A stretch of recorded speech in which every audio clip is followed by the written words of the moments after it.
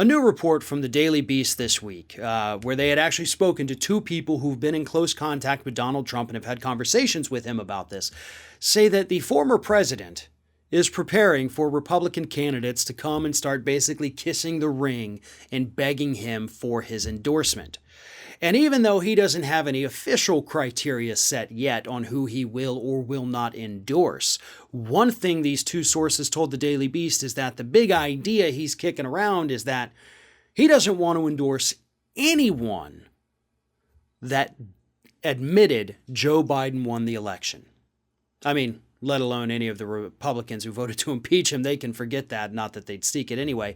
But according to these sources, if you admitted that Donald Trump lost in 2020, you're probably not going to get an endorsement for this guy. What Trump is looking for are Republicans who are willing to continue to spread his big lie. And the big lie, obviously, is that this election was stolen, even though it wasn't, and that Trump should still be president, which he shouldn't. If you do not meet those criteria, the likelihood of you getting an endorsement is extremely low. But let's be real about something here, folks. Trump's endorsement, how good has that been? Like, how good has that stamp of approval been for Republicans over the last 4 years? I know his record in the special elections that took place throughout his presidency is abysmal. I mean, a couple dozen special elections, only a handful of his hand-picked people that he endorsed or that he even went and rallied for won. So yeah, he doesn't have a great track record. You're more likely to lose at this point if Donald Trump endorses you. But the one thing I really don't get about any of this is why Republicans are still so desperate to seek this former politician's approval. They didn't do this with George W. Bush. They certainly didn't do it with H.W. Reagan, who they worshipped as a god. He essentially disappeared after he left office. So what the hell, right? Why this guy? What makes him so special?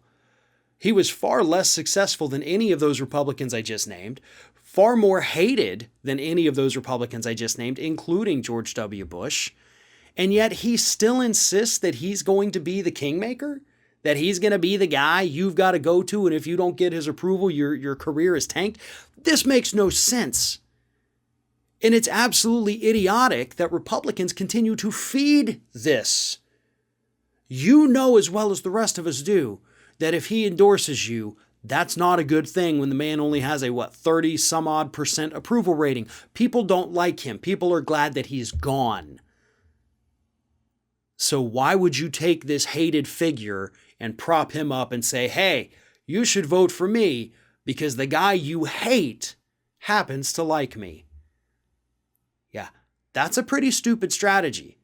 Which is why, by the way, I 100% endorse it for Republicans. Line up outside Mar-a-Lago starting today, begging for that endorsement.